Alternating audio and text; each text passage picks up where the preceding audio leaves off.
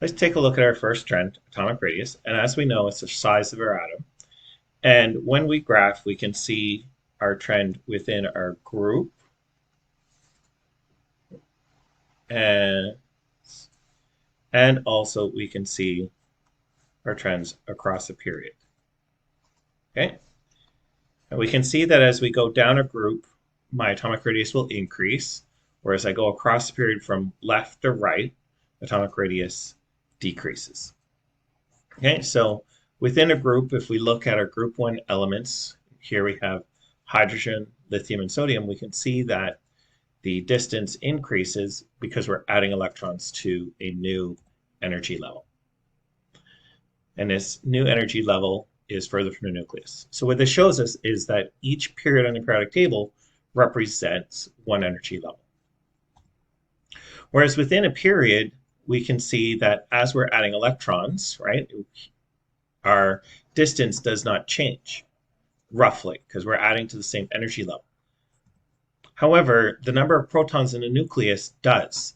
And so since the ENC value will increase, the electrons in the valence energy level will feel a greater attraction to the nucleus, and this will cause them to be pulled in a little bit. And as a result, our average radius will decrease. What about ion radius?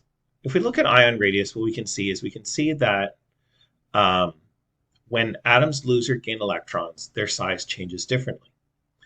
For metal atoms, when they lose their valence electron, so here I have my metal atom, if I lose this valence electron, I change the energy level that was valence.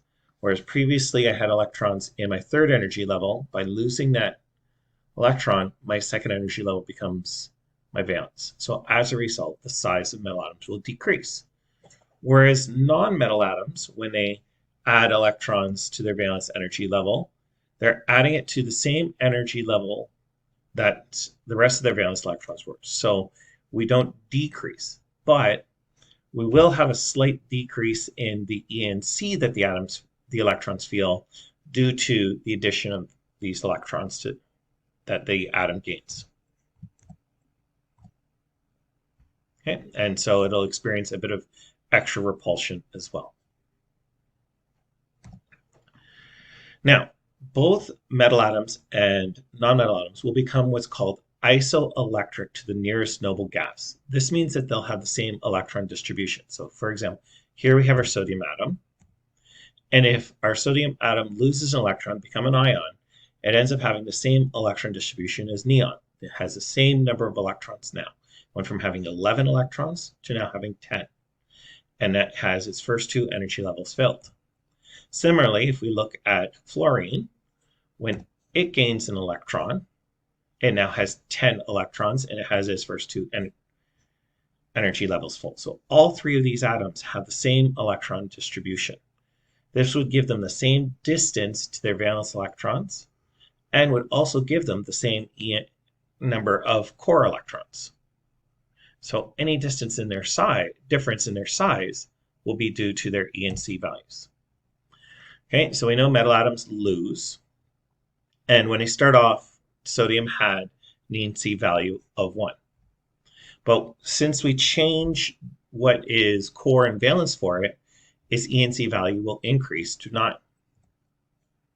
Whereas the noble gas that is closest to is 8. So since they have the same distance, but sodium ion has a larger ENC, valence electrons for the sodium ion will experience a greater force of attraction, and this will pull those valence electrons in a little bit more, making my sodium ion smaller than neon.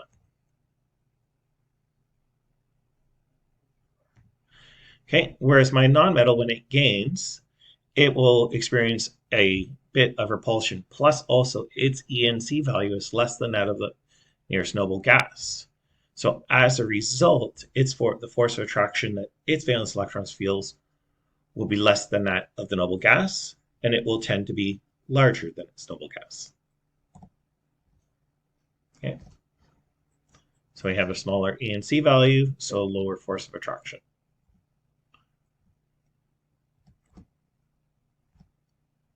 Okay. So elements that are isoelectric with each other, they have the same distance to their valence electrons, but the difference in their ENC values will cause the difference in their size, with the nonmetal ion being the largest, the metal ion being the smallest, and a noble gas being in the middle.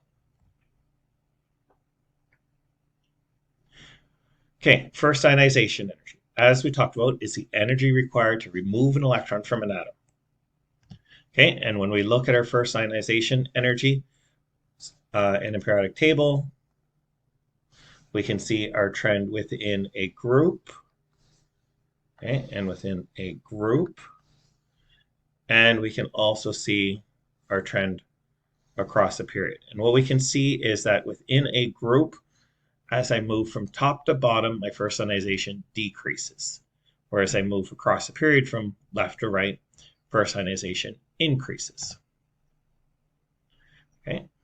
Now we know that the higher the force of attraction to the valence electrons, the more energy it takes to remove, because we have to overcome this attraction.